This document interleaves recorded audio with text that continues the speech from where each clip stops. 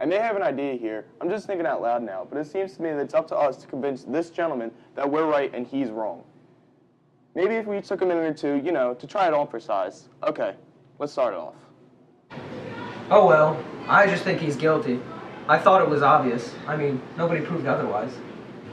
Nobody has to prove otherwise. The burden of proof is on the prosecution. The defendant doesn't have to open his mouth. That's in the Constitution. Have you heard of the Fifth Amendment? Well, sure, I've heard of it. I know what it is. Well, I know what I meant. I think he's guilty. Okay, let's get to the facts. Number one, let's take the old man who lives 2 stories underneath where he said the crime had occurred. He said that around 10 minutes after 12, he heard loud noises coming from upstairs. He said it sounded like a fight. Then he said he heard the kid run to his father and say, "I'm gonna kill you." And I think a second later he heard a body falling and he ran to the door of his apartment, looked out and saw the kid running down the stairs out of the house. Then he called the police. They found the father with a knife in his chest. And the coroner fixed the time of death at about midnight. Is there anything else you want to know?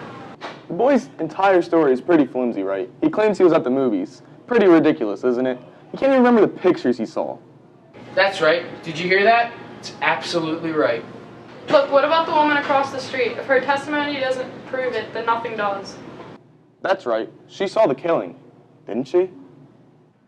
Just a minute. Here's a woman who's lying in bed and can't sleep. It's hot, Anyway, she looks out the window, and right across the street, she sees the kid stick the knife into his father. She's known the kid all his life. His window is right opposite hers across L tracks, and she swore she saw him do it.